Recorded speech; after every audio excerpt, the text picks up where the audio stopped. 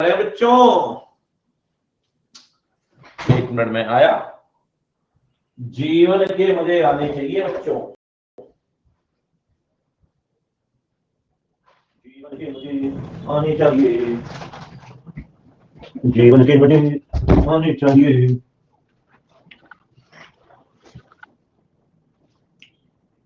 मैं ये सुन दूसरा काम कर रहा था, आपने एकदम डरा दिया, पता नहीं कौन सा काम कर रहे थे। हेलो जी, हेलो, नमस्ते जी, नमस्ते जी, नमस्ते। क्या हाल है जी, क्या हाल है? अरे भैया आज कैसे निकालो। मैं जी बहुत बढ़िया, आप सुनाइए कैसे हो सतला बेटे आप? बहुत बढ़िया जी, बहुत बढ़िया। आप सुनाओ की हाल बढ़िया है? क्या बात कर रहे हो? मैं तो बोला जीत गए, ऑडियंस लगता है बड़ा जीत सही वैसे। डम्बलडोर जी, क्या हाल डम्बलडोर आपके? जीवन में रखा क्या बच्चों, ये भी चलना कोई चलना है। हाँ हाँ, मिस कर दिया आपने। अब क्या है, फूल है गुलाब का, चमेली का मत समझना, भक्त है बाबा के, आप किसी को और मत समझ लेना। ठीक है जी, ओके डन। पूछ किया आपने। चाकू लगने पे आता है खून, बाबा जी हमारे सबसे मासूम। कहाँ से ला रही है? टेस्ट कर दिया मैंने 10 बजे, टेस्ट कर दिया मैंने 10 बजे। ठीक है, मजे लो जीवन पे।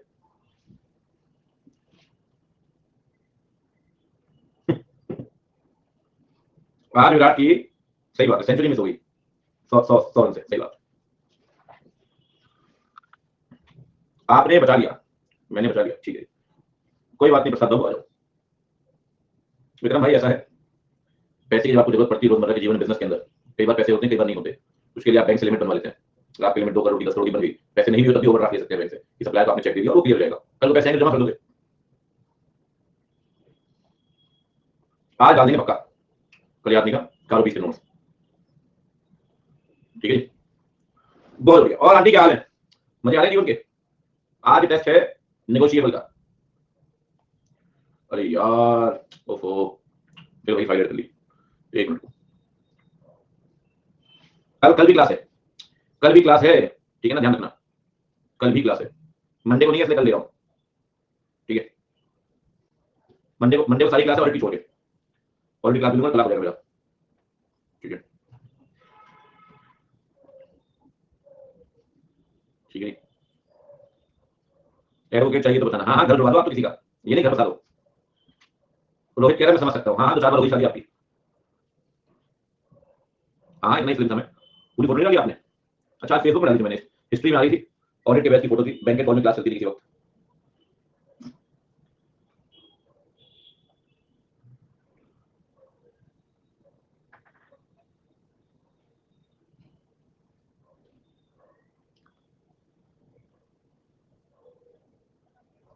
ये भी एक दौर था, बैंक के हॉल में बच्चे बैठे हैं, मजे ले रहे हैं जीवन के। चलिए आगे बढ़ते हैं। जीवन में और रखा क्या है? ये 4 साल की आज मेरे को आया था, नहीं नहीं क्लास ही बैंक के हॉल में होती थी भाई। ठीक है, बहुत अच्छे पढ़ाई सर अपने जीवन में, 400-400 500-500 बच्चों के 3-3 4-4 बैच। ठीक है, 6-6 महीने में 1200-1500, बहुत। कह रहे 22 में भी सेट है आपके, ये भी ठीक। चलिए, हाँ बच्चे कह रहे पुराना पैसा है मतलब बाबा के पास। ठीक है, ये जो चल रहा है बस दिल बहल रहा है, इश्क तो फेस टू फेस में था। चलो ये भी कोई दिक्कत। आगे बढ़ते हैं बच्चों। Loan guarantee security investment. ठीक है, अब चले बच्चों पढ़ते हैं, शुरू करते हैं। खास मत जाइए, बोलिए शुरू करते हैं, वरना 1 घंटे बनवा दो कल के जैसे, वरना कल के जैसे 1 घंटे बनवा दूंगा बेटा, इसलिए पढ़ाई चालू कर दो। ठीक है, चलिए बाकी बातें करेंगे बाद में। चलो देखो, चलिए किया जाए। लोन गारंटी सिक्योरिटी इन्वेस्टमेंट, ऐसा जी मुद्दे वाली बात। बहुत बार कंपनी लोन देती है, बहुत बार कंपनी इन्वेस्टमेंट करती है, बहुत बार कंपनी गारंटी देती है, बहुत बार कंपनी सिक्योरिटी देती है। 2-4 बातें मैं आपको बता देता हूं मोरलेस। ठीक है, देखिए मोटा मोटी बात करेंगे पहले। सबसे पहले यहां ना उस लोन की बात हो रही है जो कंपनी ने दिया है। ठीक है, क्या मतलब दिया है, इन्वेस्टमेंट कंपनी ने किया है। ठीक है, मतलब कह सकते हो यहां बात कर रहे हैं आउटफ्लो की, तो पैसा जा रहा है, जो पैसा जा रहा है। ठीक है, सुनिए ध्यान से। सबसे पहली बात, अगर कंपनी ने कोई लोन दिया है जिसका काम लोन देने का नहीं है, क्योंकि अगर आप बैंकिंग कंपनी की ऑडिट कर रहे हैं उसका ordinary course of business he loan देने का है, आप एनबीएफसी की ऑडिट कर रहे हैं उसका ordinary course of business he loan देने का है। अगर आप किसी की ऑडिट करते हैं जिसका काम लोन देने का नहीं है, ठीक है ध्यान समझना, इसका डीएनए करेंगे समझ लेगा, मतलब ये 2-3 पॉइंट थोड़े लेंदी है कंपैरेटिवली, वाला पॉइंट पीपी आपने पढ़ा टाइम लगता है। अगर कोई लोन कंपनी ने दिया है, कोई एडवांस दिया है, हम उन कंपनी की बात कर रहे हैं जिनका ऑर्डिनरी कोर्स ऑफ बिजनेस ये नहीं है। ठीक है, सबसे पहली बात आप ये देखिए जी कितने अमाउंट का लोन दिया है, ठीक है, आपको बताना पड़ेगा ऑडिटर को। Indicate the aggregate amount during the year, कितना बैलेंस आउटस्टैंडिंग है बैलेंस शीट डेट पे, ठीक है ना। मैं हमेशा कहता हूं दोनों में फर्क है, लोन देना अलग चीज है, बैलेंस होना अलग चीज है। कल आपको बताया था, लोन देने का अमाउंट अलग हो सकता है, 31 मार्च तक आते आते बैलेंस अलग हो सकता है, ठीक है ना। ठीक, सबसे पहले उन लोन की बात कर लेते हैं सर, कुछ लोग बच्चे कोई बात नहीं, सबसे पहले उन लोन की बात कर लेते हैं, उन लोन की जो आपने अपने सिस्टर कंसर्न को दिए हैं, अपनी बहनों को, मतलब सब्सिडरी, जॉइंट वेंचर, एसोसिएट। फिर करके पागलपन है, एसोसिएट कंपनी में जॉइंट वेंचर आई जाती है सेक्शन 2 क्लॉज 6 के हिसाब से, लेकिन खैर कभी संतुष्टि आएगी, ये भी ठीक। जॉइंट वेंचर एसोसिएट कंपनी में ऑलरेडी कवर्ड है, लेकिन खैर कोई बात नहीं। देखिए कह रहा है अगर आपने कोई भी लोन दिया है सब्सिडरी को, जॉइंट वेंचर को और एसोसिएट को, मतलब अगर अपनी सिस्टर कंसर्न को लोन दे रही हो तो ऑडिटर उस लोन के बारे में डिस्क्लोज करेगा अलग से, क्योंकि सर ये लोन सस्पिशियस है, आप समझ रहे हो, these loan are suspicious, these loan are suspicious. अच्छा तो सर एक बात बताओ, दूसरे लोन को डिस्क्लोज नहीं करेंगे, इसको भी करेंगे। मतलब जैसे फॉर एग्जांपल रिलायंस ने लोन दिया जियो को, तो जियो सब्सिडरी कंपनी बिल्कुल नहीं। सर अगर रिलायंस लोन दे रही है फॉर एग्जांपल कोई XYZ company, for example Milton को, तो मिल्टन रिलायंस की सब्सिडरी तो है नहीं, रिलायंस की एसोसिएट है, तो क्या उस लोन को डिस्क्लोज नहीं करेगा ऑडिटर, उसको भी करेगा, ठीक है। तो फिर फर्क क्या निकला, सारे लोन डिस्क्लोज करने हैं सर, फर्क क्या निकला, सारे लोन डिस्क्लोज करने, फर्क है ना साहब, इन दोनों को अलग अलग डिस्क्लोज करोगे, समझ लो। सब्सिडरी, एसोसिएट और जॉइंट वेंचर, जैस, जॉइंट वेंचर, एसोसिएट, सब्सिडरी, जैस का लोन अलग, दूसरी पार्टी का लोन अलग, दोनों के डिस्क्लोजर अलग अलग। एक बात मुझे बताओ, अगर मैंने ऑडिट रिपोर्ट उठाई, मेरे को समझ में आता है, मैंने देखा कंपनी ने अपनी सब्सिडरी पे लोन बांटे हुए हैं, सर मैं शायद इन्वेस्ट ना करूं, इन्वेस्टमेंट की कुछ पैरामीटर होते हैं सर, मैं शायद इन्वेस्ट ना करूं, तो क्या होगा, आप सेपरेट डिस्क्लोजर दीजिए, वो लोन जो अपनी ही कंपनी को दिया है, वो लोन जो किसी और को दिया है, ठीक है। पहली बात, बहुत सिंपल पॉइंट है, इसमें कोई दिक्कत नहीं है, मैं समझा रहा हूं, बेयर से भी बेयर और बेयर पढ़ने का मजाक ना लगे, ठीक है, लेकिन ये बात लिखना है सेकेंडरी। दूसरी बात, ये पॉइंट आपने कंपनी के अंदर ही पढ़ा है, जो भी लोन दिया गया है, जो भी लोन दिया गया है, जब मैं लोन की बात कर रहा हूं तो गारंटी सिक्योरिटी की बात कर रहा हूं, है ना, किसी के लोन की आपने गारंटी सिक्योरिटी दे दी, क्या उसकी नियम और शर्तें कंपनी के इंटरेस्ट के अगेंस्ट तो नहीं है। पता चला लोन दिया है आपने 1% पर एनम के रेट से, ऑडिटर बोलेगा भाई ऐसा क्या शौक चढ़ गया ना, हमें दे देते 5% के रेट से, 1% के रेट से ऐसा क्या शौक चढ़ गया आपको लोन बांटने का। भाई साहब ऐसे ऐसे ब्लेंडर मिलते हैं ना, ऐसे ब्लेंडर मिलते हैं, आपको बता रहा हूं, पूछो जबरदस्त, ठीक है, क्या कोई बात नहीं। तो कंपनी के इंटरेस्ट अगेंस्ट तो नहीं है, कुछ रिपीटेड पॉइंट्स आपको मिलते हुए कंपनी से और फाइनेंशियल स्टेटमेंट से। अगर लोन दिया है तो क्या स्केड्यूल क्लियर कर बताया है, और क्या payment as per the schedule आ रही है या नहीं, payment as per the schedule आ रही है या नहीं। तीन बातें हुई साहब, तीन बातें कौन कौन सी, जो लोन अपने जैस को दिया है उसे, जो अदर्स को दिया है उसे अलग से डिस्क्लोज करेगा, पहली बात। दूसरी बात, लोन की नियम और शर्तें कंपनी के इंटरेस्ट के अगेंस्ट नहीं होनी चाहिए, दूसरी बात, जो लोन दिया है वो एज पर द स्केड्यूल आपको वापस मिल रहा है या नहीं, तीसरी बात, ठीक है, disclosure, prejudicial and receives are regular. आगे बढ़ते हैं और बताइए, अगर अगर कोई भी लोन उसकी किस्त ड्यू डेट से 90 दिन से ऊपर आउटस्टैंडिंग है, 90 से ऊपर नहीं, मोर देन 90, तो क्या कंपनी ने प्रॉपर स्टेप लिए हैं क्या रिकवरी करने के लिए, क्या कंपनी ने किसी मॉर्गेज एसेट को बेचने के लिए कोई स्टेप लिया है क्या कंपनी ने नोटिस भेजा क्या बोरोवर को, अब तो दे दे पैसे वरना बिकी तेरी एसेट, वही 90 दिन बैंक होता है ना, 90 दिन के बाद एनपी मान लेते हैं, अपना क्लाइंट बैंक तो नहीं है, तो 90 दिन के अंदर पैसा आया तो ठीक, नहीं आया तो रिकवरी उसको भी करनी पड़ेगी ना यार, रिकवरी उसको भी करनी पड़ेगी, दोनों की प्रिंसिपल इंटरेस्ट दोनों। कहीं यहां से पूछ ले किसकी रिकवरी का रीजनेबल स्टेप होनी चाहिए, तो प्रिंसिपल, हमारे बच्चे बढ़िया कहते प्रिंसिपल आएगा ए में, इंटरेस्ट आएगा बी में, सी में आएंगे इधर ए और बी, और बी में बोलेंगे अपन डी वाले, बाबा के टेस्ट में आएंगे डी आंसर, रुको बेटा ऐसे टेस्ट बनाऊंगा स्टैंडर्ड वाले चक्करों में दिमाग घूम जाएगा, टेंशन ना लो आप, ठीक है, मजे आएंगे आपको जीवन टेस्ट वहां पे। चलो खैर कोई बात नहीं, आगे बढ़े, चलो जी बोलो, ऐसा मस्त पॉइंट एकदम दिमाग खुल जाएगा आपका, बताओ, अरे बताओ जी, बताओ, ऐसा कोई दम अभी तक था नहीं किसी पॉइंट में, अभी तक कैसा कोई दम था नहीं, disclosure, receives are regular, terms and condition होनी नहीं चाहिए, प्रेजुडिशियल, 90 दिन से ऊपर चैनल रीजनेबल स्टेप्स। जब मैं समेटूंगा ना इनको, तो ये जो कथा दिख रही है आपको इतनी लाइनों में, इसे ऐसी 2-3 लाइनों में निकाल देंगे, ठीक है, समेटने में एकदम नहीं है ना, कोई बात नहीं, शोध भाई मजे लो, और क्या नेटवर्क स्टेबल नहीं है तो मजे लो, आप लोग ले सकते हो मुझे, हमारे बच्चे कहां मजे, ठीक है। कभी कभी मेरे दिल में ख्याल आता है कि कभी कभी आपकी क्लास 1 घंटे में छोड़ दिया करूं, आपको सोचते होंगे, आपको ऐसा ख्याल नहीं आता सच में, आज तक नहीं आया, ठीक है, चलो आगे बढ़ते हैं। अगर कोई लोन, अरे बहुत एकदम ऐसा पॉइंट है ना, मजा आएगा जीवन में, बता रहा हूं, एकदम शांतिपूर्वक बैठना, बिल्कुल शांतिपूर्वक। अगर कोई लोन दिया है जिसकी आउटस्टैंडिंग इस साल आई, जिसकी आप ऑडिट कर रहे हो, ठीक है, आउटस्टैंडिंग आ गई, क्या लोन की ड्यू डेट आ गई तो क्या आपके क्लाइंट ने उसे एक्सटेंशन दे दिया है क्या बोरोवर को, क्योंकि बच्चों ये भी एक अलार्मिंग सिचुएशन है, जब बोरोवर पैसे ना दे पाए और आप उसे एक्सटेंशन प्रोवाइड कर दें, या आप उसे रिन्यूअल कर दें, या भैया नया लोन दे दो पुराने लोन को खत्म करने के लिए, ऐसा भी होता है, ये न्यू लोन है, फ्रेश लोन, इसलिए पैसा है, उससे पुराना लोन खत्म कर दो, ऐसा बहुत जगह होता है, ये नया लोन उठाओ, पुराना लोन खत्म कर दो, फिर नया लोन रीपे करते रहना, उधार को खत्म करने के लिए नया उधार तो उधार रहा, बस ये कि पुराना लोन रिकवर हो गया, तो पुराना लोन खत्म, बैड डेट नहीं हुआ, एनपी नहीं हुआ, रिकवरी होगी, अब जो नया लोन है उसको रिकवर करेंगे अपने हिसाब से, रिन्यूअल एक्सटेंशन और फ्रेश लोन, हाँ जी उसी पार्टी को, हाँ एग्जिस्टिंग लोन के बदले उसी पार्टी को, हाँ जी अगर ऐसा है तो स्पेसिफाई करेगा ऑडिटर कितना एक्सटेंशन मिला है, कितना एक्सटेंशन मिला है, कितना नहीं नहीं कितना एक्सटेंशन मिला है, कितने नए लोन आपने दिए हैं, ठीक है कितने नए लोन आपने दिए हैं ये आप बताइए। ऑडिटर को स्पेसिफाई करना पड़ेगा, specify the aggregate amount of such dues renewal extension और fresh loan and the percentage of the aggregate total loan. बहुत बढ़िया, बहुत बढ़िया सर।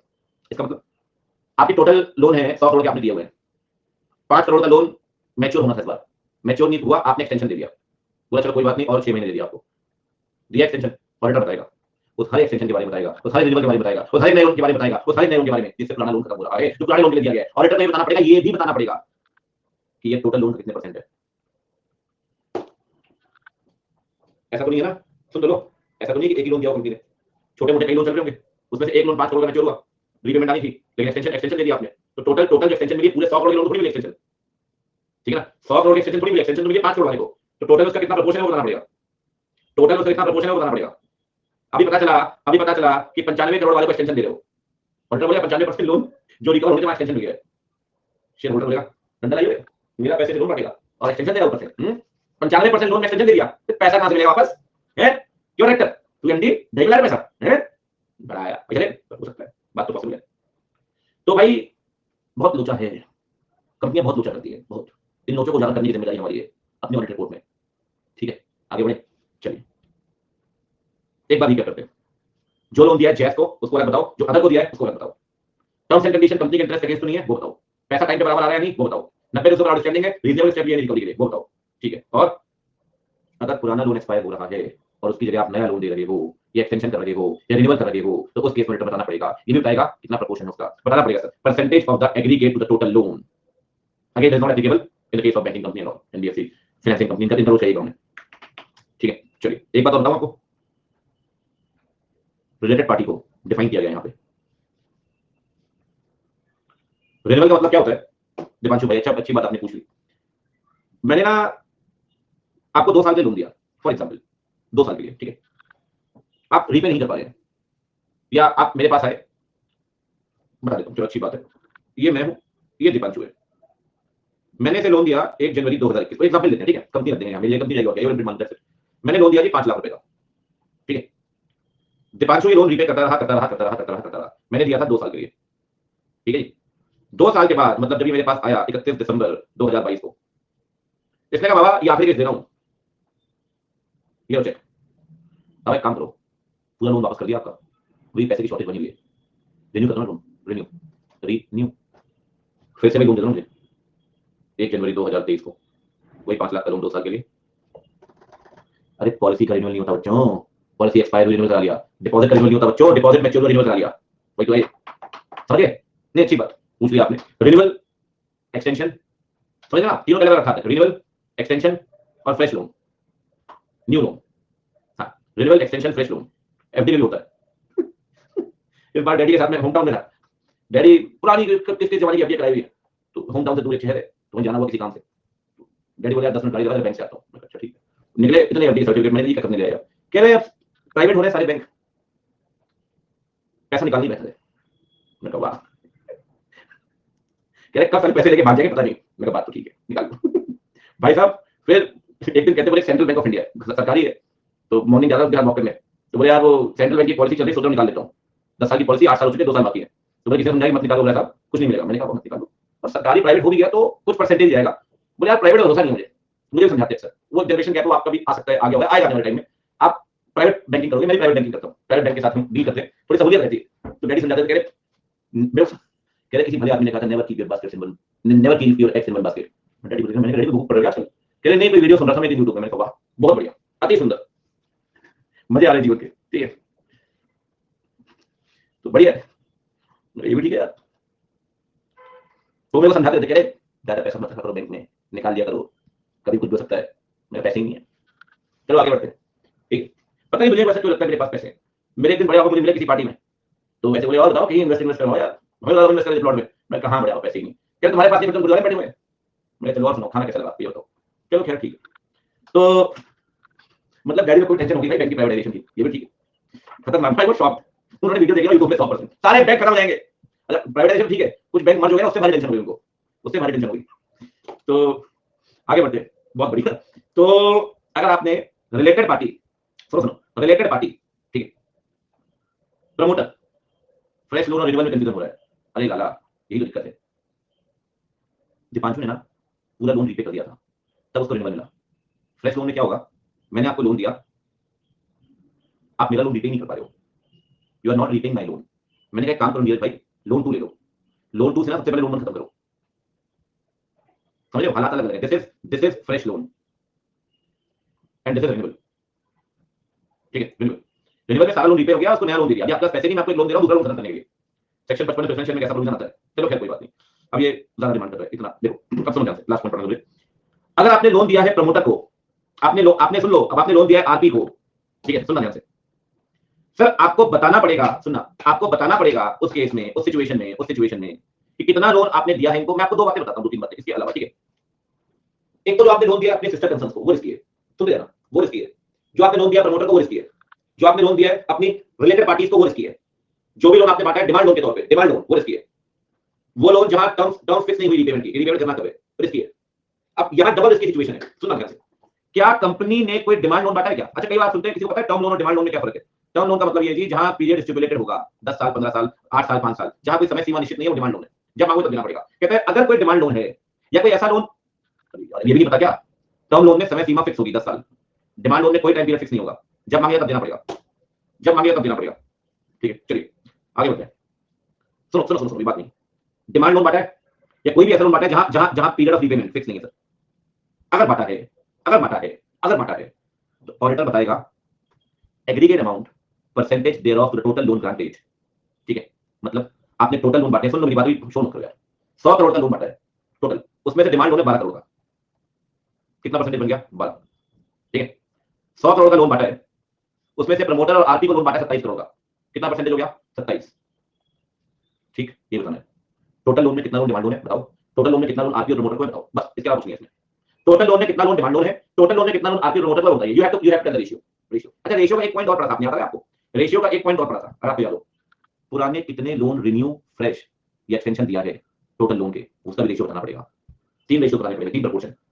टोटल लोन के कितने लोन डिमांड लोन है, टोटल लोन में से कितने लोन आरपी और प्रमोटर को दिए हैं, टोटल लोन में से कितने लोन ऐसे हैं जिन्हें रिन्यू, फ्रेश या एक्सटेंशन किया है। ये आखिरी 2 पॉइंट यही है और कुछ नहीं। तीनों प्रपोर्शन है, दोनों में 3 प्रपोर्शन है। कल कोई पूछा था कालो 16 और कालो 20 में क्या फर्क है, ये दोनों वहां नहीं थे, ठीक है।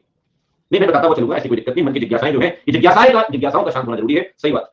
कई बार रात में सोने नहीं देती बच्चा, हाँ, लेटे हुए सोचेगा यहाँ क्या था कारोगे, बच्चे का टमाटर समझ लिया आपने, कम से कम 2 घंटे इंस्टाग्राम चलाते हैं, उसके बाद नींद आती है।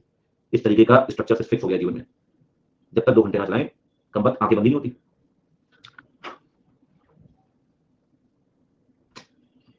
देखिए कल मैंने आपको बताया कि जी 2 सप्ताह बस हो गया, तेरा इंस्टा आईडी भेज दी मैंने तो।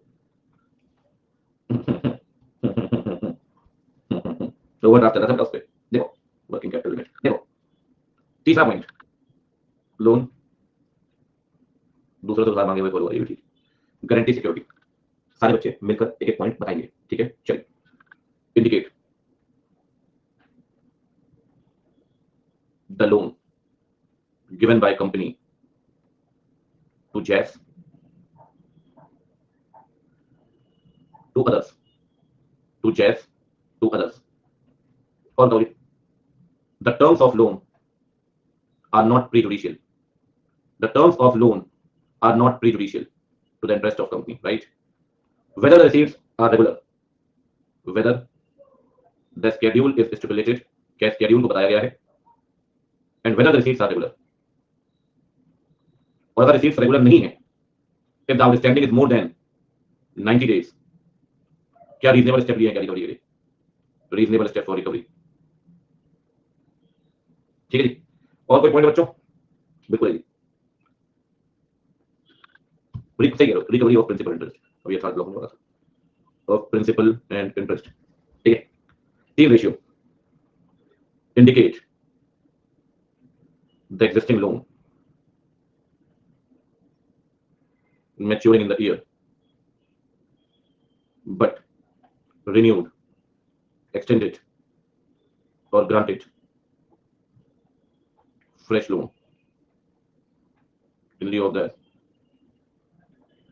ठीक है जी। indicate the proportion of existing loan, renewed, extended, or fresh loan to the total loan. Proportion of demand loan to total loan. ठीक है, and proportion of loan to RP or promoter total loan. अब बात है जी कुछ समझने और लिखने लायक, वरना तो बेयर के भरोसे प्रमोटर। ठीक है, ये हो गया डन। बात आ रही समझ में? हो गया पॉइंट क्लियर? अब पढ़ते हैं पॉइंट। ठीक है, फोर्थ पॉइंट में लास्ट वर्ड क्या लिखा है? Principal interest. मैं जानता हूं डाउट आएगा, रिलेटेड पार्टी में कौन कौन आता है? ये मेरी कंपनी है, एक्चुअली क्या सब लॉ की चीजें हैं, फिर भी चलो खैर ठीक है, कोई बात नहीं। आपको लगता है पता है जीतो किसी कारण से सब्जेक्ट, कंपनी का डायरेक्टर उसका आरपी है, सुनते जाना, कंपनी का केएमपी उसका आरपी है। कोई भी फर्म जहां डायरेक्टर पार्टनर है वो फर्म आरपी है। कोई भी प्राइवेट कंपनी जहां डायरेक्टर मैनेजर या मेंबर डायरेक्टर है वो आरपी है। कोई भी पब्लिक कंपनी जहां आपका डायरेक्टर मेंबर डायरेक्टर है वो आरपी है। ठीक है, इतना काफी आपके समझने के लिए। ठीक है जी, मैं बहुत डिटेल में जाऊंगा, की चर्चा पहले हो चुकी है और ये मतलब 1 घंटे की पूरी कंप्लीट चर्चा है। मैंने आपको बता दिया, अगर फॉर एग्जांपल मेरी बात करिए, मेरी कंपनी के लिए मैं डायरेक्टर हूं तो मैं कंपनी का आरपी हूं, कंपनी का ऑफिसर सीईओ तो कंपनी का आरपी है। किसी फर्म में अगर मैं पार्टनर हूं वो फर्म कंपनी के लिए आरपी है। किसी प्राइवेट कंपनी में अगर मैं मेंबर डायरेक्टर हूं तो प्राइवेट कंपनी में इस कंपनी के लिए आरपी है, फिर पब्लिक कंपनी में वो भी आरपी है। ठीक है, और तो और कंपनी के एसोसिएट सब्सिडियरी होल्डिंग ये भी आरपी होते हैं, ऐश। ठीक है, चलिए खैर मैंने बता दिया, बहुत लोगों को शायद पता ना हो आरपी के बारे में, खैर चर्चा पहले भी हो चुकी है। एक बार बहुत डिटेल में चर्चा होगी, 550 जब ऐसे पढ़ेंगे वो आरपी का ही ऐसे है, तो उसमें कुछ नई बातें आएंगी सामने, जिसे ऑडिट के अंदर आरपी माना जाता है। ठीक है, चलिए खैर कोई बात नहीं, पूछा आपने, मैंने बता दिया, मुझे लगा common interest of the student में, मैंने बता दिया, सही बात। चलिए फिर कोई दिक्कत नहीं है, आगे बढ़ते हैं। जीवन में और आखिरी क्या है? ठीक है, चलिए कारण बता दो, किस चीज का कारण बता दो कि आरपी क्यों है? आपके पिताजी आपके रिलेटिव क्यों है? ये पूछा आपने उनसे?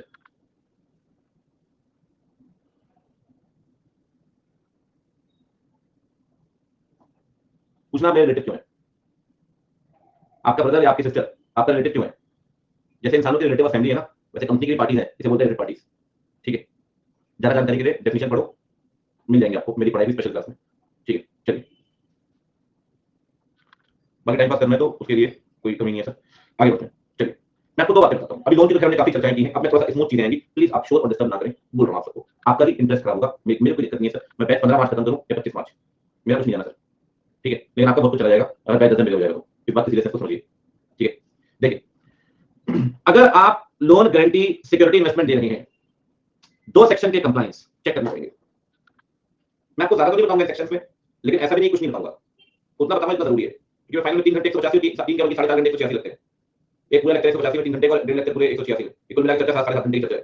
लेकिन उतना बताऊंगा 5 मिनट में, इतना जरूरी है, 5 मिनट में उतना बताऊंगा, इतना जरूरी है। ठीक है जी, सुनिए ध्यान से। कहता है जी अगर आपने लोन गारंटी सिक्योरिटी दी है, नहीं लिखूंगा ताकि वन से हो जाएगा, कोई दिक्कत नहीं है। तो एक ही पॉइंट है इसमें, कह रहा है चेक करो कंप्लायंस ऑफ सेक्शन 185 एंड 186। ठीक है, शॉर्ट में बता रहा हूं, समझना। एग्जाम में आपको इससे लिखना नहीं है, लेकिन फिर भी पता होना चाहिए 185 कुछ ऐसी क्या कहता है। सुनो, 185 कहता है सर, 185 कहता है कंपनी कुछ लोगों को लोन नहीं दे सकती, जैसे कि डायरेक्टर को, उसके रिलेटिव को, प्रोहिबिशन है सर, एक्सेप्शंस आ गए, जैसे कि एक्सेप्शंस आ गए, जैसे कि एमडी है। तो एमडी क्या होता है कि एमडी डायरेक्टर भी होता है और एम्प्लॉय भी होता है। मैंने स्टार्टिंग में कहा, कंपनी डायरेक्टर उसे कहते हैं executive director, executive MD director भी होता है और एम्प्लॉय भी होता है। तो हर कंपनी अपने एम्प्लॉय को लोन देती है। मैं भले कंपनी के छोटे लेवल पे काम कर रहा हूं, लेकिन कंपनी को निष्ठा के काम कर रहा हूं, तो कंपनी लोन देगी सर। तो एमडी भी कंपनी का एम्प्लॉय है, इसको लोन मिल जाता है। तो वो एम्प्लॉयमेंट के नियम और शर्तों के हिसाब से मिलता है, कोई विशेष कारण से आपने बाकी एम्प्लॉय को देते हैं, उसको भी देंगे। तो ये कहानी होल्डर डायरेक्टर के साथ है। तो एमडी और होल्डर डायरेक्टर लोन दे सकता है। अदरवाइज आप में से बोले, मैं आपको क्लियर कर बोल रहा हूं, 185 में नॉर्मल डायरेक्टर को लोन नहीं मिलेगा, ना उसका रिलेटिव को लोन मिलेगा sir. Loan is prohibited, prohibited, prohibited, prohibited. ठीक है, अगर मैं किसी कंपनी का डायरेक्टर हूं, लोन नहीं मिलेगा। अगर अकेडमी डायरेक्टर से लोन नहीं मिलेगा, no loan sir, no loan, loan can not be provided. आपके घर की खेती नहीं है, पैसा शेयर होल्डर लेकर आए हैं, आपने लेकर पैसा, जब मन चाहा आपने लोन दे दिया, कंपनी आपकी नहीं है, कंपनी शेयर होल्डर की है, पैसा वो लेकर आए हैं, उनकी मेहनत का पैसा है, आपका पैसा नहीं अच्छा है, लोन दे दिया आपने अपने आप को, लोन इज प्रोहिबिटेड। दूसरी बात 186 कहता है सर, 186 कहता है, सुनना, अगर कंपनी एक लोन देती है, उसकी एक लिमिट है, तो यहां लिमिट डिटेल्स दूंगा, 60% of paid up capital plus free reserve plus securities premium और 100% of free reserve plus securities premium whichever is higher. मतलब फॉर एग्जांपल किसी कंपनी की पेड अप कैपिटल है 100 करोड़ की, ठीक है, फ्री रिजर्व है 90 करोड़ के, और उसके सिक्योरिटीज प्रीमियम है मान लेते हैं अगेन 120 सीआर के, तीनों को जोड़ दो, 100 120 220 310, 310 करोड़ का 60% निकालो भाई, 310 करोड़ का 60% आ गया, क्या आएगा बच्चों? 300 का आया 180, 10 का आया 186 186 186 करोड़, और फ्री रिजर्व सिक्योरिटी प्रीमियम निकाल दो, ये आ गया 120 90 210 का 100%, 210, दोनों में से हायर क्या है? 210 करोड़। ये पेमेंट निकलती है, to be very precise, capital free reserve security premium का 60% या फिर फ्री रिजर्व सिक्योरिटी प्रीमियम का 100%, ठीक है, विच एवर इज हायर। ये लिमिट आ गई मतलब 10 करोड़ की, ठीक है, ये लिमिट आ गई। अगर कंपनी 100 करोड़ के लोन दे चुकी है, ऑलरेडी चल रहे हैं आउटस्टैंडिंग, ठीक है, और कंपनी 130 करोड़ का लोन देना चाहती है, मतलब टोटल लोन कितना हो गया 230 करोड़। कहते हैं सर अगर इस लिमिट से ऊपर जाना है, इस लिमिट से ऊपर जाना है, इस लिमिट से ऊपर, तो एसआर पास करना पड़ेगा, क्योंकि इतना लोन मत बांटो जितनी पूंजी ना हो, और अगर बांट रहे हो तो उनसे पूछ लो जिनका पैसा है। इतना लोन मत बांटो जितनी पूंजी ना हो, और बांट रहे हो तो उनसे पूछ लो जिनका पैसा है। जिसने मुझसे लॉ पढ़ा है मैंने उसे पूरा समझाया होगा कि एसआर पास होता है पोस्टल बैलेट के थ्रू, 110 के अंदर एसआर पास होता है by means of postal ballot, section 110 में, ठीक है जी। चलिए, तो ये दो सेक्शन की कहानी है, 185 186 लिख देता हूं, आपको एग्जाम में लिमिट लिखनी है फिर भी for knowledge. 60% of cap plus free reserve plus security premium और 100% of free reserve plus security premium, whichever is higher. अगर इससे ऊपर लोन देगा ना, इससे ऊपर कितने दिनों बाद एसआर सुना है फ्री में, in excess of this SR must be pass. मैंने बहुत दिन तक नहीं बोला है, लॉ या लॉ चल रहे दोनों में, खत्म हो जाएंगे, खत्म होने वाला है, कंपनी स्टार्ट होगी, बहुत दिन हो गए कंपनी बनाए हुए, सही it's long time. In excess SR pass करना पड़ेगा, ठीक है जी। एक ही बार एक साथ बोल लो, ठीक है भाई। 8 घंटे क्लास ले ऑडिट की, बाकी मतलब कोई पढ़ना 8 घंटे ऑडिट पढ़ने, एग्जाम में लिखा है ऑडिट, ठीक है। चलिए आगे बढ़ते हैं, बहुत बढ़िया। एडिशनल डायरेक्टर डायरेक्टर मेडोर ही इज डायरेक्टर, ठीक है जी। आगे बढ़िए, अब थोड़े पॉइंट्स हैं, टाइम वेस्ट नहीं करते। देखिए एक्सेप्टेंस ऑफ डिपॉजिट्स, मैं आपको इस पूरी कथा में क्या लिखा है, ऐसे एकदम एकदम मक्खन की माफिक, ठीक है, सुन लो, एकदम बटर की माफिक। सर इस पूरी कथा में क्या लिखा है, पता क्या लिखा है? इस पूरी कथा में लिखा है क्या कंपनी ने डिपॉजिट के सेक्शन माने हैं क्या? अरे सुन तो लो, क्या कंपनी ने डिपॉजिट के सेक्शंस माने हैं क्या?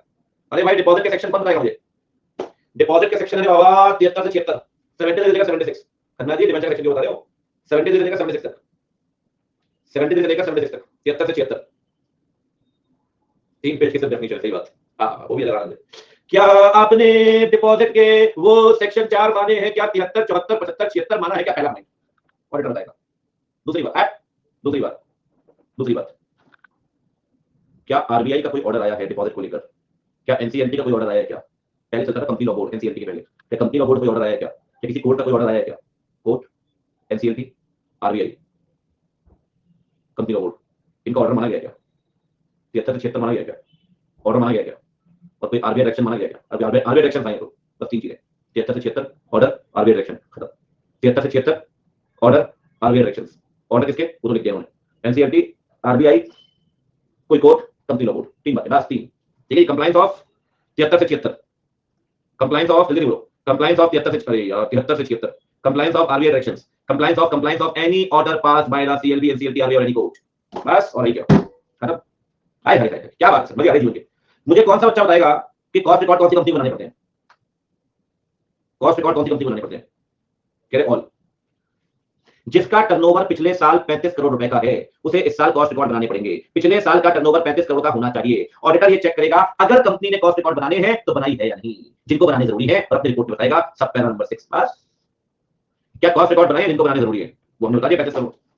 एक साथ पढ़ लेते हैं, 2-3 पॉइंट लिख देंगे, फ्लो बना देते हैं, बढ़िया, ठीक है जी। एक्सेप्शन सही कह रहे हैं आप, micro small enterprise under MSME act 2006 ऐसी जगह रखा, कॉस्ट ऑडिट को लेकर था, ठीक है, वो सब कॉस्ट ऑडिट पे चले गए सब। 75% कॉस्ट ऑडिट पे था, ठीक है। देखो आगे बढ़ते हैं, रिपोर्ट वाला वो अलग था, रूल 6 कमाल करते हो पढ़ने की, चलो ये भी ठीक है, आगे बढ़ते हैं। तो था क्या जो आप भूल गए? किसी बात पे जल्दी कर लेता हूँ, आज लास्ट बड़े दिनों के बाद जमा करा।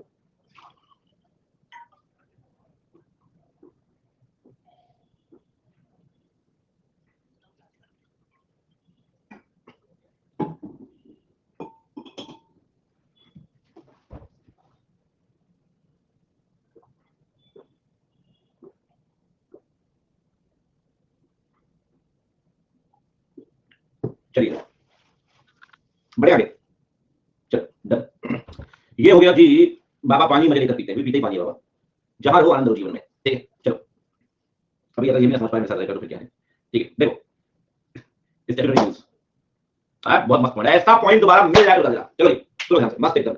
बच्चों ऐसा है कि बहुत सारे पैसे सरकार को देने पड़ते हैं, जैसे कि GST, income tax, PF, ESI, बहुत चर्चा हुई इसमें, एनुअल घोटाले बताया मैंने आपको। GST, income tax, PF, ESI, सरकार को जो पैसा जमा करना है ऑडिटर चेक करेगा क्या वो पैसा बराबर समय पर जमा हो रहा है क्या, क्या कोई पैसा ऐसा है जो 31 मार्च के दिन 6 महीने से ऊपर की आउटस्टैंडिंग रखता हो? मतलब 31 मार्च को उसे 6 महीने से ऊपर आउटस्टैंडिंग हो चुके हैं। अगर कोई ऐसा पैसा है तो उसे बताइए बीइंग ऑडिटर, और ये देखिए क्या उसकी हाँ कोई बाकी है तो बताइए, बताना पड़ेगा आपको। दूसरी बात दूसरी बात दूसरी बात अगर पैसे को लेकर कोई डिस्प्यूट है, सुनना ध्यान से भी, मस्ती नहीं बिल्कुल भी। कमिश्नर का ऑर्डर आया, कमिश्नर ऑफ इनकम टैक्स का सीआईडी, आप चले गए ITAT, income tax appeal tribunal, कोई मैटर इनकम टैक्स का कोई केस आ गया आपके क्लाइंट के अगेंस्ट, 300 करोड़ की रिकवरी है सर, तीन मैटर पेंडिंग है आईटीएटी में 31 मार्च के दिन। जब तक मैटर क्लियर हो पे तो करना नहीं है। ऑडिटर बताएगा दो बातें, नेम ऑफ द फोरम, कहाँ डिस्प्यूट पेंडिंग है और कितने अमाउंट डिस्प्यूट है। नेम ऑफ द फोरम, कौन सी फोरम है और कितने अमाउंट डिस्प्यूट है। आईटीएटी पेंडिंग है और 300 करोड़ की रिकवरी है। दो बातें बताइए, अगर डिस्प्यूटेड नहीं है तो क्या बराबर जमा कर रहे हैं नहीं, तो 6 महीने आउटस्टैंडिंग के ऊपर कोई 31 मार्च को बताना पड़ेगा। इसके अलावा कुछ भी नहीं सर। दो बातें, फोरम मतलब आईटीएटी फोरम है, कल को लेबर का डिस्प्यूट है तो लेबर कोर्ट जाएगा, इंडस्ट्रियल ट्राइब्यूनल जाएगा, नेशनल ट्राइब्यूनल जाएगा, तीन अथॉरिटी होती है महालेबर को लेकर, तो फोरम्स है, they are the forums, ITAT is the forum. ठीक है, क्या बराबर पैसा जमा कर रहे हैं क्या बराबर जमा कर रहे हैं क्या? अगर जमा नहीं कर रहे तो बताइए कौन सा पैसा जमा नहीं किया। खासकर वो पैसा बताइए जमा नहीं किया, कितना कितना कितना आउटस्टैंडिंग वाले, outstanding more than 6 month of the last day of the financial year. 31 मार्च को 6 महीने से ऊपर का जो भी आउटस्टैंडिंग है आपको बताना पड़ेगा, यू हैव टू डिस्क्लोज। ठीक है ना? और अगर डिस्प्यूट के कारण कोई पैसा जमा नहीं किया तो दो बातें बताओ, 300 करोड़ और आईटीएटी, अमाउंट इन्वॉल्व और डिस्प्यूट, खत्म, बढ़िया, बेहतरीन। 3 पॉइंट हो गए बच्चों। कौन कौन से 3 पॉइंट? जरा डिस्प्यूट आ, deposit, cost record, distributor reduce. ठीक है, बहुत बढ़िया। लिखे बच्चों, जल्दी बताओ कितने सब पैरा हुए? सब पैरा हुए थी 4, 5 नंबर है डिपॉजिट, बहुत बढ़िया सर। 6 नंबर कौन सा भैया? 6 नंबर ही कॉस्ट रिकॉर्ड नहीं, हाँ यही है। और 7 number, 7 number distributor reduce. Chintu फिर गया वो, आज थोड़ी देर बाद 3 दिन से साल पर। ठीक है, देखो डिपॉजिट, इंश्योर कंप्लायंस ऑफ, जल्दी जल्दी बोलो, देखता हूं कौन सा बच्चा पहले बोलेगा। पहली बात किसका कंप्लायंस? जल्दी बोलो रे, जल्दी बोलो जल्दी बोलो जल्दी बोलो जल्दी बोलो जल्दी बोलो जल्दी बोलो जल्दी बोलो। सेक्शन 73 से लेकर 76 के कंप्लायंस ऑफ आरबीएल। भैया आरबीएल बैंक है, आरबीआई की बात कर रहा हूं। बहुत दिक्कत आ रही है उनमें, एक तो आइकॉनिक वाले अलग से झलकते हैं। ठीक है, एजुकेटर को ऐसे ऑरेंज सी वो आ जाती है उनके ऊपर, अलग से लिखते हैं, ये देखो दांत दिखा दो। ठीक है, आगे बढ़ते हैं, आगे बोलो। हम नहीं लिखते भैया, वैसे 3 लोग कैसे भी लिखोगे आप? ठीक है, आरबीआई डायरेक्शंस, या लोग सौरभ एंड सुरभि मोहल्ले लिख देते आप साथ में, हम पढ़े सब पढ़े, मोहल्ला बने पूरा सी है। Order of court, NCLT, RBI, company law board. वैसे इतना जरूरी हो जाता है किसी और क्लास में?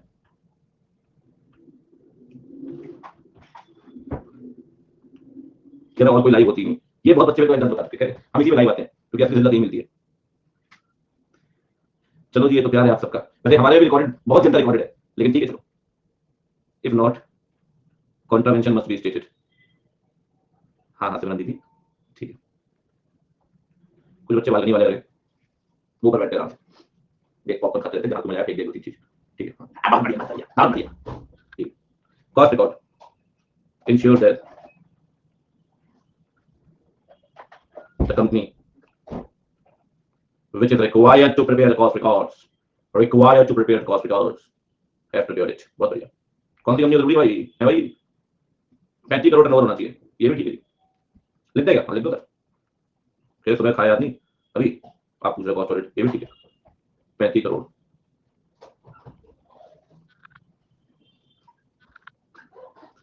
कई लोग दिमाग में खाना घूमता पूरे टाइम।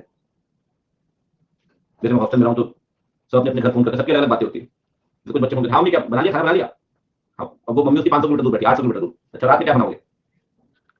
मैं खुद जाके वो सूखी रोटी खाएगा चाय के साथ, मम्मी को डिस्कस कर रहा है, मैं तू बना दे काम कर, अच्छी बात है, शौक की बात है। नहीं ऐसा नहीं, मैं बात करता, हम लोग पूछते भाई सब ठीक है, ठीक है, वहाँ बात कर रहा है, अभी खाना बन गया, शाम में क्या बनाओगे? हाँ ये बढ़िया, ऐसा बना दो आप। भाई कुछ लोगों ने देखा है दोपहर खाना निपट नहीं रहा है, आज शाम में ये खाएंगे, मम्मी ये बना दो आज, ये बनना चाहिए।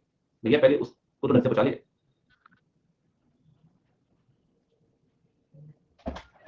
इन case of no dispute, dispute के केस में बच्चा पार्टी,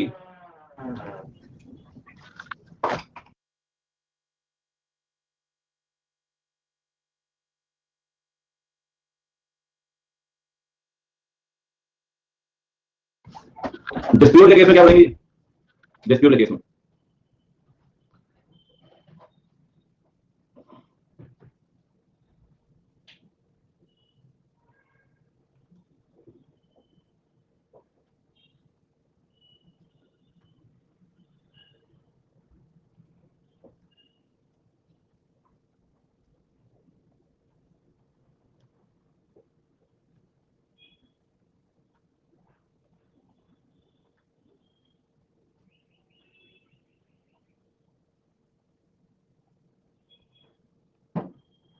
क्या कर रहे हो बच्चों?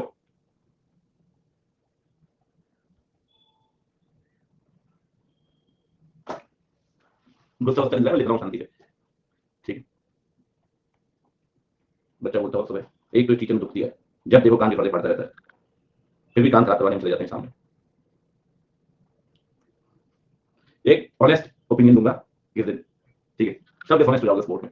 एक पोल दूंगा आपसे, ठीक है, लो भाई, ईमानदारी वाले, देखो नाम तो लिखेगा नहीं, कितने लोगों ने मतलब बिहाइंड द बैक क्लास के बाद कभी आपस में किसी से वैसे भी नाम से बुलाया होगा, अंकित अंकित ओबराय, अंकित ओबराय, और कितने लोगों ने नहीं बुलाया? ट्रूथ एंड डेयर, ठीक है जी, चलो देखते हैं ट्रू फॉल्स।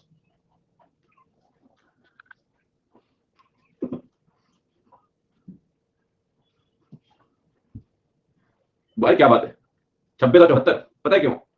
मैं इसलिए सेफ हूं क्योंकि बच्चे मुझे नाम तो बोलते ही नहीं, बाबा बोल देते हैं, बस टेंशन ही खत्म, बाबा, ठीक है। कह रहे यार बाबा तो आजकल यार, अरे बाबा मस्ती करने दे आजकल यार, बाबा चिल्ला रहा आजकल क्लास में, चलो देख ये भी ठीक। तो अनरिकॉर्डेड ट्रांजैक्शन, सुनो बच्चों, एक बात ध्यान रखो, क्या आप देखो पढ़ते मस्त 2-3 पॉइंट लिखे, सब कर लिया, अब 2-3 पॉइंट टारगेट में, ठीक है।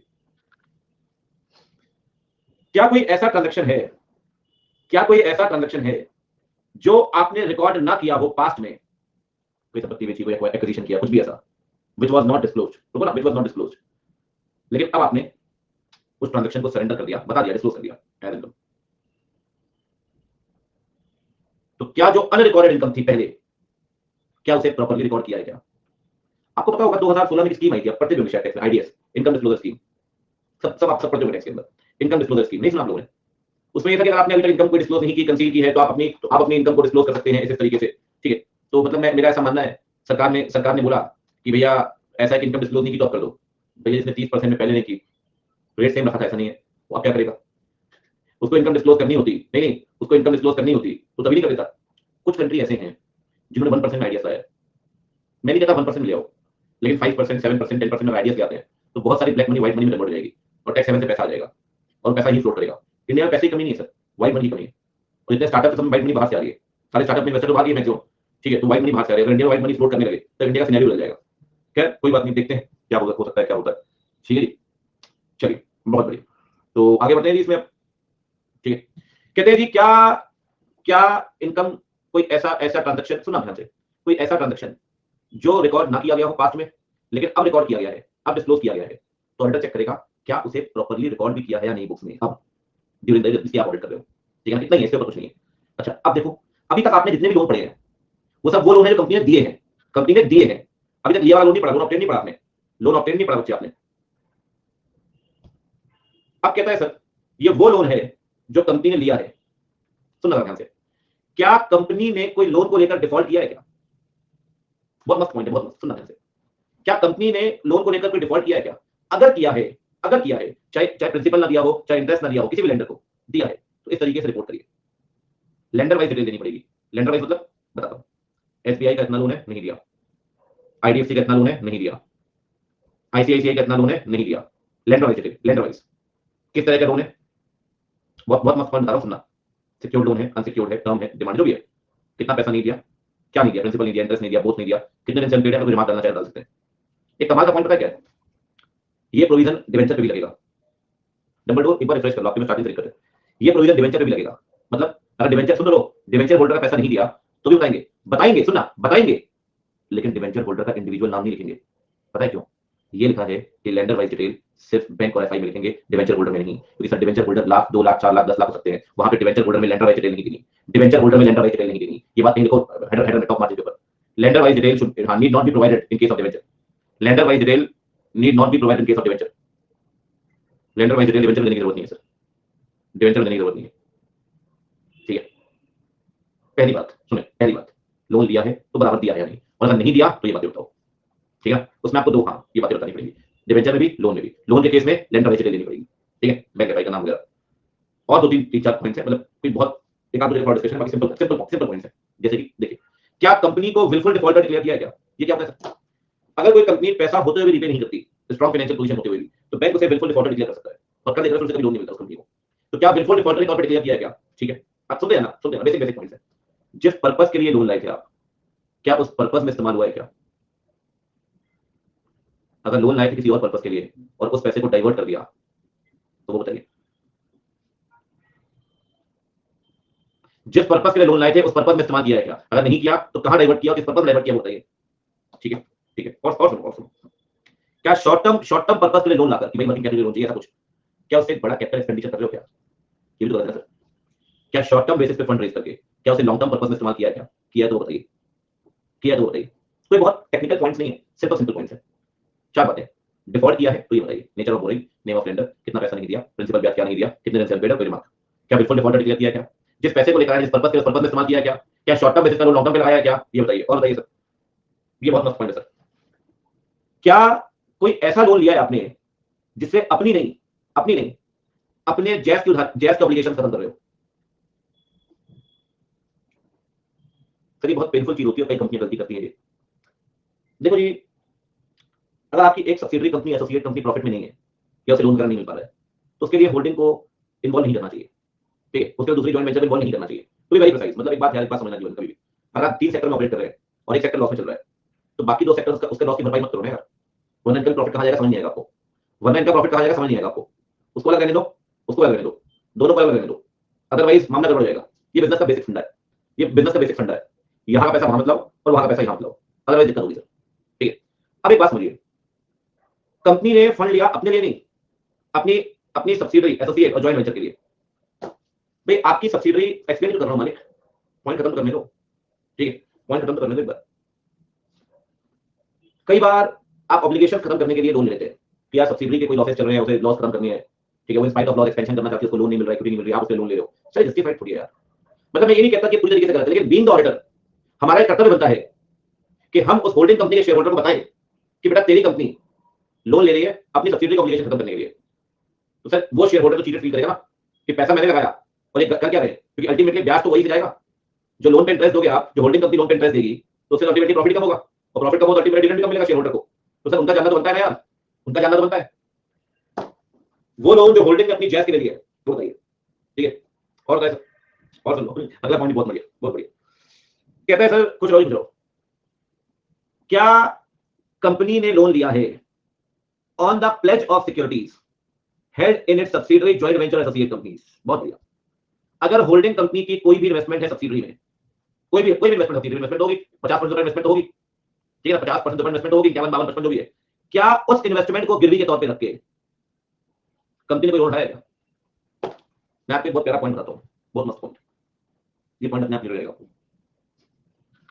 जब मैं किसी कंपनी में इन्वेस्ट करता हूँ, मेरे कुछ 5-6 पैरामीटर्स हैं। ठीक है, 5-6 पैरामीटर्स हैं। मेरी इन्वेस्टमेंट थोड़ी अलग अलग टाइप की होती है।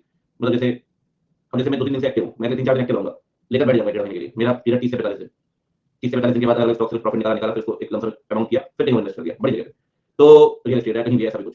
तो मेरे 5-6 पैरामीटर्स हैं, उसमें से एक पैरामीटर मैं क्या देखता हूँ कि टोटल शेयर होल्डिंग में प्रमोटर की शेयर होल्डिंग कितनी है। पता चलता है कि प्रमोटर की शेयर होल्डिंग है फॉर एग्जाम्पल 47%। ठीक है, इसमें डीआईआई इन्वेस्टर्स वगैरह की पब्लिक सबकी अपनी बड़ी होगी। सबसे पहले तो मैं इस कंपनी में इन्वेस्ट करना चाहूंगा ही, मेरा क्राइटेरिया नहीं है सर। मैं मानता हूं प्रमोटर की शेयर होल्डिंग, मेरे स्टॉक अलग होते हैं, मैं वो बड़े स्टॉक में डील नहीं करता, कुछ छोटे मतलब जहां पे प्रॉफिट मुझे अच्छा मिल जाए 30 से 45 दिन में। कहीं कहीं कुछ स्टॉक ऐसे हैं मेरे पास जो 1-1.5-2 साल से पड़े हुए हैं, अगले 1 साल और चलेंगे, मल्टी वैल्यू है। तो मैं देखता हूं 60% 70% प्लस प्रमोटर शेयर होल्डिंग। उसके बाद मैं देखता हूं कितनी प्रमोटर की शेयर होल्डिंग प्लेज में रखी हुई है। ये सबसे बड़ा खतरा है सर। एक ऐसी कंपनी जिसमें जिसमें जिसमें 78% शेयर होल्डिंग प्रमोटर की है और 22% शेयर होल्डिंग किसी इन्वेस्टर पब्लिक जो भी है, ठीक है, बहुत पॉजिटिव साइन है। लेकिन आप ये देखो कि जो प्रमोटर की शेयर होल्डिंग है, प्रमोटर की वो प्लेज कितनी है। प्लेज प्रमोटर क्या करता है सर, अपनी शेयर होल्डिंग को ना प्लेज में रख के कंपनी के लोन उठाता है। शुरुआत में सबको करना पड़ता है, शुरुआत में 10 साल बाद भी, शुरुआत में 10 साल बाद भी अगर पैसे नहीं बचे आपके पास, अब लेंस कार्ड वाला है, इसको अगर पैसे नहीं, लगातार लॉस में है, पैसे नहीं आ रहे कहीं से, क्या करेगा? अपनी शेयर होल्डिंग प्लेज पे रखेगा और पैसा उठाएगा मार्केट से। ऐसी ऐसी कंपनियां भाई साहब जिनके 90% शेयर प्लेज है प्रमोटर के, नेगेटिव साइन मना कर दो। 80%, 60%, 70%, पता है क्या होता है? चलो 90% तो एक्सट्रीम केस है, 90% तो एक्सट्रीम केस है। प्रमोटर की 50% शेयर होल्डिंग प्लेज है, प्लेज है, ठीक है, सुन लो, प्लेज है 50%। जैसे जैसे शेयर का दाम गिरेगा ना, ये प्लेज वाली शेयर होल्डिंग उतनी बढ़ती जाएगी, क्योंकि वैल्यू कम होगी तो परसेंटेज बढ़ेगा। समझ रहे हो आप? जैसे जैसे शेयर का दाम गिरेगा तो नंबर ऑफ शेयर बढ़ते जाएंगे ना, जो प्लेज में रखे होंगे, क्योंकि शेयर की वैल्यू कम होती जाएगी तो नंबर ऑफ शेयर बढ़ते जाएंगे, नंबर ऑफ शेयर बढ़ते जाएंगे। सर ऐसे कंपनियां बर्बाद हो चुकी हैं, बर्बाद हो चुकी हैं। अपनी शेयर होल्डिंग प्लेज पे रखना कोई बुद्धिमानी वाली बात नहीं है। और क्योंकि वो प्लेज आज आपको 50% दिख रही हो, आज आपको 30% दिख रही हो, जब दाम गिरना शुरू होगा ना तो यही प्लेज बढ़ते बढ़ते 70-80% तक पहुंच जाएगी। प्लेज की कहानी बहुत बुरी है सर, बहुत बुरी है। ठीक है, इंडिया में लोग इन्वेस्टमेंट करते हैं सेंटीमेंट होकर, जोमेटो आया लोगों ने खरीद लिया, पेटीएम आया खरीद लिया, क्या क्या आया खरीद लिया, इतना गार्बेज सब खरीद लिया। खैर कोई बात नहीं, खरीदना चाहिए, सबके अपने अपने शौक है। कहते हैं सर ठीक वैसे ही, ठीक वैसे ही, ठीक वैसे ही मेरे सब कहते हैं नाइका पेटीएम, ये बच्चे जो जीवन पढ़ रहे हैं उस टाइम, मैंने कहा मैं नहीं लगाता ऐसी कंपनी में, आप लगाओ पैसे कमाओ अगर आपको याद हो। ठीक है, अगर होल्डिंग का इन्वेस्टमेंट है सब्सिडरी में, होल्डिंग का इन्वेस्टमेंट है सब्सिडरी में, सुनो होल्डिंग का, क्या होल्डिंग ने उसे प्लेज पे रखा है क्या? पता है क्यों? ऐसा ना हो कि ये प्लेज पे रख के होल्डिंग ने अपने लिए लोन दिया होगा, कहीं ये शेयर होल्डिंग, सुनो कहीं ये शेयर होल्डिंग चली गई तो ये आपकी सब्सिडरी सब्सिडरी ना बचे।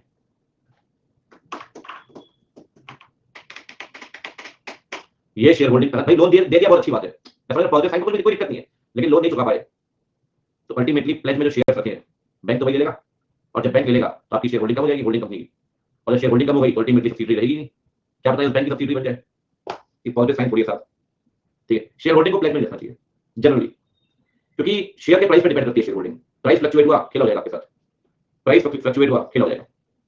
क्या कंपनी ने लोन रेज किया है क्या प्लेज में? किसकी जो सिक्योरिटी उसकी है, किसमें? जैस में। अगर किए तो बताइए, किए तो बताइए, और अगर ऐसे लोगों को रीपे नहीं किया तब तो जरूर बताइए क्योंकि ये लोग अगर रीपे नहीं किया भाई साहब तो फिर खेल हो जाएगा, ये सारा इन्वेस्टमेंट आपका कम खत्म हो सकता है, अल्टीमेटली सारी कंपनियां आपसे छूट जाएंगी, जो आज आपकी सब्सिडरी नहीं रहेगी सर। ठीक है, सही बात। कुल मिला के कितने पॉइंट हुई देखो फटाफट से क्या करते हैं। डिफॉल्ट किया क्या रीपे करने में, ये बताओ। ठीक है, विलफुल डिफॉल्ट हो क्या ये बताओ, और डिक्लेयर किया आपको, जिस पर्पस के लिए लोन आया उस पर्पस में इस्तेमाल किया क्या नहीं किया, डाइवर्ट किया तो बताओ। शॉर्ट टर्म का पैसा लॉन्ग टर्म में लगाया क्या किया तो बताओ। क्या अपने अपने जैस के लिए लोन ले रहे हो क्या लिया तो बताओ। क्या अपने लिए लोन ले रहे हो जैस की सिक्योरिटी, जो आपकी सिक्योरिटी जैस में क्या उसे गिरवी रखा है क्या, और वो लोन डिफॉल्ट किया क्या वो बताओ। ठीक है, अब सुनो ध्यान से, यहां पे जो आपने लोन के अंदर पॉइंट पढ़ा है वो सेम पॉइंट सुनना मेरी बात ध्यान से, वो सेम पॉइंट आईपीओ पे भी तो लगेगा और सेम पॉइंट प्राइवेट प्लेसमेंट में भी लगेगा। कौन सा पॉइंट? जिस पर आपने लॉ के अंदर पढ़ा होगा, जिस पर्पस के लिए आईपीओ लाए थे पैसा उसी पर्पस में लगाया क्या, चाहे आईपीओ या एफपीओ कोई भी हो, initial public offer further public offer हो, क्या जिस पर्पस के लिए पैसा लाया उस पर्पस में लगाया क्या, क्या जिस पर्पस के लिए प्राइवेट प्लेसमेंट से पैसा लाए थे उस पर्पस में पैसा लगाया क्या। तीन जगह, तीन लोन जिस पर्पस के लिए लाए थे उस जगह पैसा लगाया क्या। ठीक है, पब्लिक ऑफर से पैसा लेके स्पेशल पर्पस के लिए उसमें खर्च किया गया, प्राइवेट प्लेसमेंट के थ्रू पैसा लाए जिस पर्पस के लिए उस पर्पस में लगाया गया। लोन वाला पॉइंट यहां पर है, मैं आपको बता दूं जो आपने पढ़ा पर्पस वाला पॉइंट, और पब्लिक ऑफर और प्राइवेट प्लेसमेंट यहां मिल जाएगा, यहां मिल जाएगा। क्या इनिशियल पब्लिक ऑफर और फर्दर पब्लिक ऑफर, क्या उस पर्पस से पैसा लगाया जिस जगह के लिए पैसा लाए थे आप, नहीं लगाया तो बताओ। सेम पॉइंट है, सेम यही पॉइंट प्राइवेट प्लेसमेंट में लगेगा। और बाकी प्राइवेट प्लेसमेंट में कह रहा है दो सेक्शन कंप्लायंस भी चेक कर लेना, 42-62 पढ़ा हुआ है लॉ के अंदर, 42 62 बोलते हैं प्राइवेट प्लेसमेंट, 62 बोलते हैं प्रेफरेंशियल अलॉटमेंट 62 के अंदर पॉइंट सेम है, सेम पॉइंट है। लोन जिस पर्पस के लिए वहां खर्च किया गया पैसा, आईपीओ एफपीओ जिस पर्पस के लिए वहां पैसा खर्च किया गया, प्राइवेट प्लेसमेंट जिस पर्पस के लिए वहां पैसा खर्च किया गया, बस ये ध्यान रखना। और जहां तक पब्लिक ऑफर प्राइवेट प्लेसमेंट की बात है, एक बात ध्यान रखिए, ये जो आईपीओ है ये डिवेंचर का भी आ सकता है और शेयर का भी, जो प्राइवेट प्लेसमेंट है ये शेयर का भी आ सकता है, डिवेंचर का भी। डिवेंचर कैसे जी, कन्वर्टिबल, चाहे फुली हो या पार्शियली। ठीक है, अगर शेयर डिवेंचर किसी का भी आईपीओ, शेयर डिवेंचर किसी का भी प्राइवेट प्लेसमेंट। ठीक है, मैं इसको समेटता हूं, कितने पॉइंट हो गए? 10 9 और 8। ठीक है, अब देखो समेटते हैं, बहुत कुछ क्लियर होगा। बताइए पॉइंट नंबर 8 क्या बोल रहे थे, जल्दी बोलो। पॉइंट नंबर 8 कहता है अनरिकॉर्डेड ट्रांजैक्शन। क्या कहता है जी? Unrecorded transaction. If any transaction which was not recorded earlier, which was not recorded earlier, is disclosed, if yes, ensure the entry in books.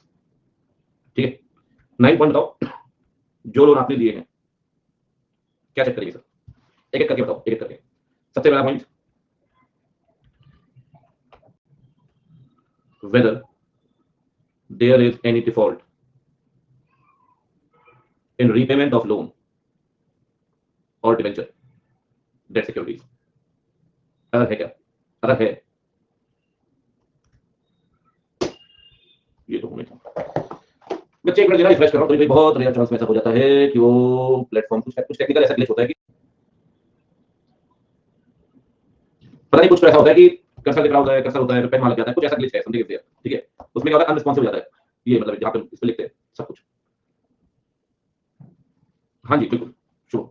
देखिए, अब बताओ जी, अगर आपने डिफ़ॉल्ट किया है, if yes, then disclose. Disclose कैसे करेंगे सर? टेबल के हिसाब से। टेबल के हिसाब से 6 बातें हैं, 6 बातें। हाँ, सरफेस भी है, बहुत ही घटिया यूज़ हुआ सरफेस को, बहुत ही घटिया, ठीक है, बहुत ही बेकार, हाइली डिसअपॉइंटेड।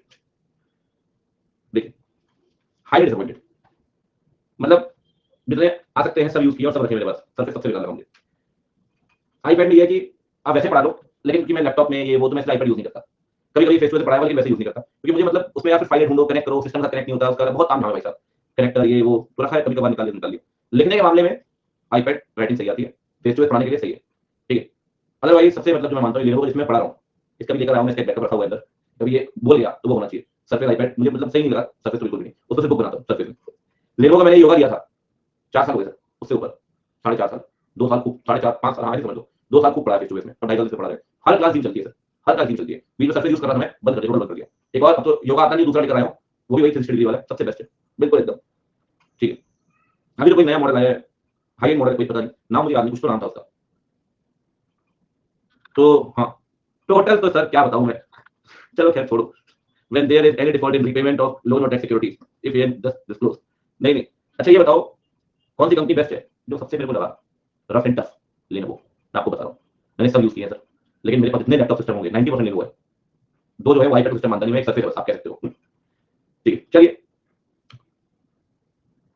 भैया वो तो अभी रिजल्ट के बाद लेकर आएंगे, डेल भी ठीक है। दूसरा बताओ जी, सेकंड वन बताओ फटाफट से। अगर आपने लोन लिया है, तो दिया भी होगा। If obtained for any purpose, utilized in that purpose, utilized in that purpose, ensure तो करना पड़ेगा। अगर नहीं किया तो बताओ, इफ नॉट देन रिपोर्ट। क्या विलफुल डिफॉल्टर डिक्लेयर किया क्या आपको? Wilful defaulter, whether declared as wilful defaulter by bank और एफआई, और बताओ जी, सही बात। Whether loan for short term purpose utilised in long term purpose, और क्या है जी, और कोई? Short term use in long term, whether loan taken for JVs, if yes it must be reported by the auditor. और एक point है last में, और एक पॉइंट था, हाँ, whether loan obtained by keeping pledge, by keeping the shareholding in jazz as pledge, the shareholding in jazz as pledge, and if any default is there in repayment of loan, disclose। ठीक है, ठीक है। 10 point क्या है? Private placement differential allotment है जी। अरे यहाँ 2 point मानने हैं, यहाँ 2। पहला पॉइंट आपको बहुत सिंपल है, whether fund raise from IPO और FPO utilised towards the specific purpose, specific purpose. ये बताओ, ये आईपीओ एफपीओ किसका लाए हो आप? शेयर का भी ला सकते हो भाई, डिवेंचर का भी ला सकते हो, ठीक है, ठीक है। ऐसा कर देते हैं ना अपन, चलो ये सेम लिख देते हैं, कोई दिक्कत नहीं, सबको सेम रहेगा। यहाँ प्राइवेट प्लेसमेंट रहेगा आपको, ठीक है। बस ये ध्यान रखना कि यहाँ शेयर और कन्वर्टेबल डिवेंचर हो जाएगा, ठीक है, डन। एक पॉइंट और है, ensure compliance of 2 sections, section 42 and 62।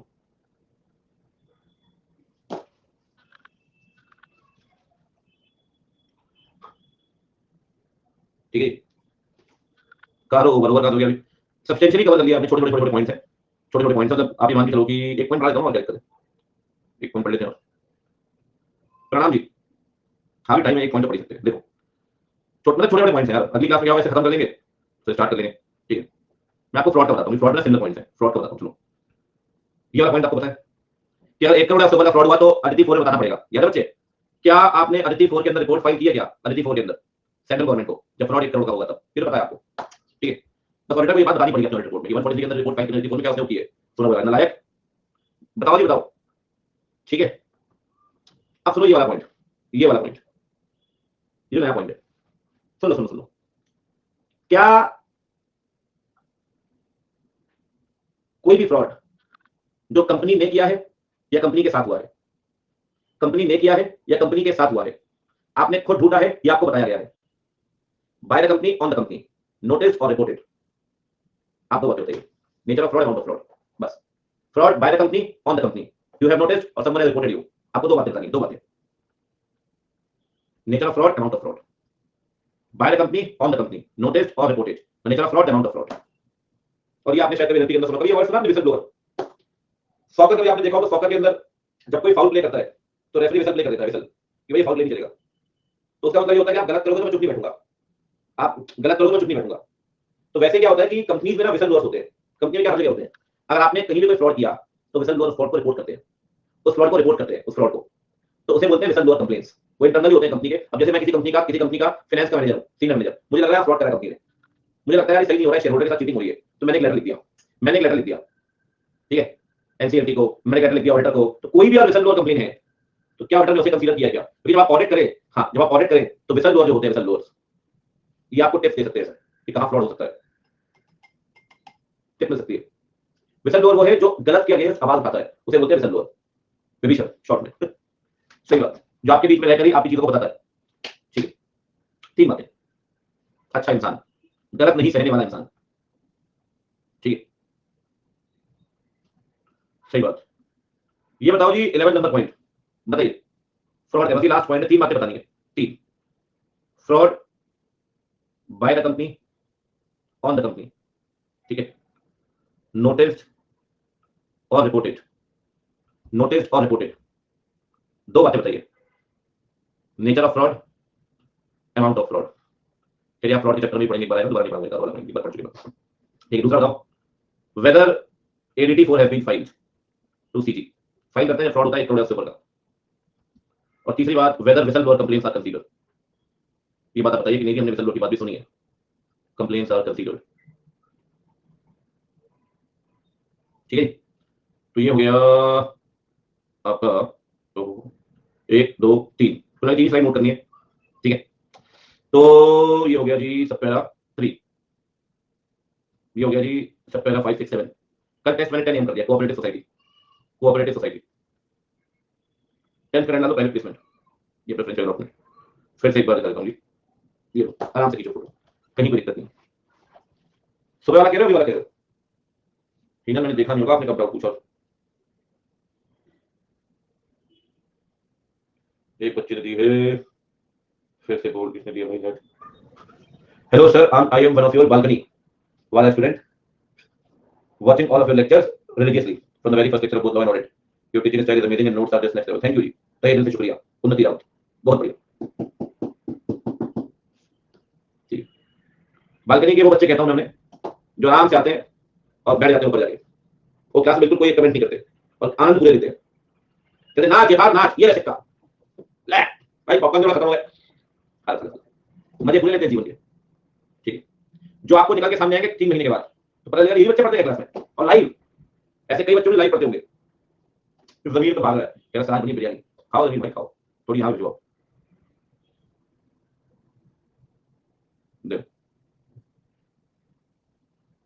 Fraud by company, on the company, by the मतलब कंपनी ने किया है, और ऑन द मतलब कंपनी के साथ हुआ है, कंपनी ने किया है, कंपनी के साथ हुआ है। कल मुलाकात होगी 10 बजे, जिनका ग्रुप बन भी है वो नेगोशिएबल टेस्ट में आ सकते हैं 10:30 बजे। ठीक है, कह रहा सही में बनी है, सब पर चल जाता है मुझे, जमीर भाई अंतर्यामी हूं मैं, तभी थोड़ी ऐसी बात बोलते हैं मुझे। ऐसा कई बार हुआ है कि रोहन से ऐसी बात चलती थी, मैंने बताया तेरा खाता इस ब्रांच में, अकाउंट में, ब्रांच और बैंक यही है, उसका बैंक ब्रांच वही निकला, ऐसी कोई दिक्कत नहीं है। क्यों रोहन भाई? चलिए, हीना का डाउट क्या है भैया? पार्क स्ट्रीट तो बोली बहुत डाउट पड़े भाई। हाँ सौरभ भाई आपकी कंपनी देंगे, यथार्थ कह रहा है दूध मांगोगे नहीं देंगे, बाबू विकास लॉ में 80 पा लेंगे, क्या बोल रहा है? मैं उठता बनता हुआ बहुत बड़े संदीप भाई, पता नहीं यार 10 गुना क्या रिफंड है। अच्छा आप योगेश, पता ही नहीं मुझे क्या रिफंड है चक्कर।